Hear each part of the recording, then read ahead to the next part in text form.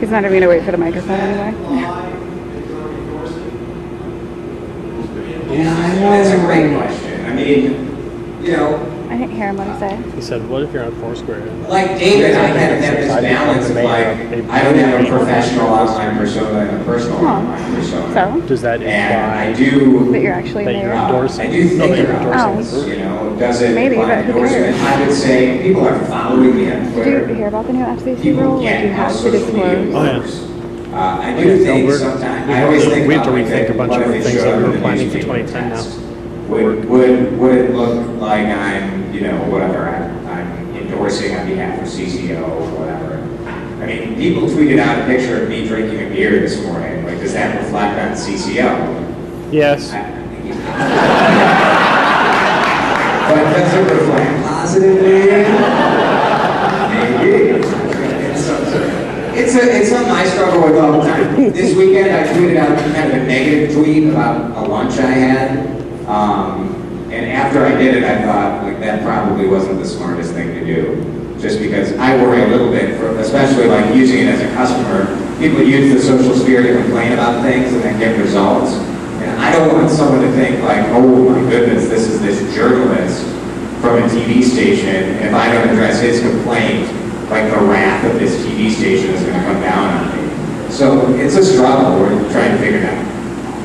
Guys missed out. It's about an 81-page document to be the bad guys in the situation. I think it's ridiculous.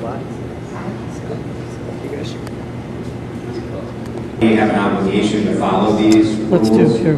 And maybe that's not being enforced, but I believe that's the position. I think the reality is that everyone's going to freak out about this, and the first time the FTC goes after someone, there's going to be a court challenge, and the whole thing's going to go away.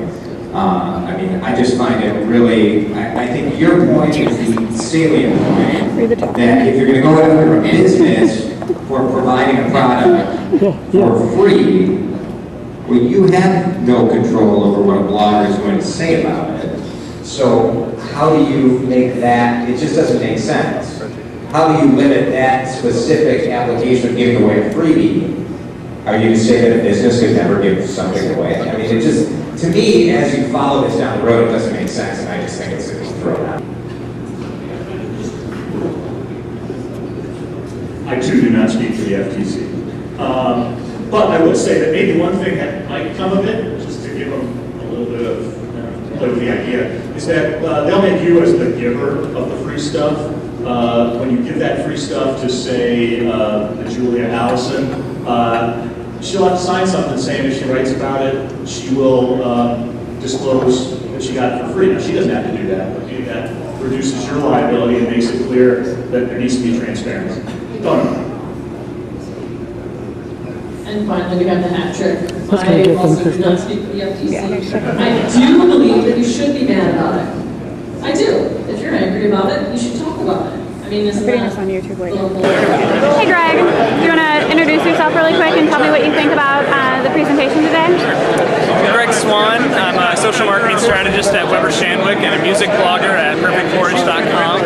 And here at Social Media Breakfast number 20, which is very exciting because 20 months ago there were 10 of us actually eating breakfast at Keys Cafe. Right? I remember that. We are at Summit Brewery with name tags and bacon and donuts and beer, and always pleased with the turnout of these events. And, you know, today we had all these legacy media folks here talking about how social media impacts their business and them personally.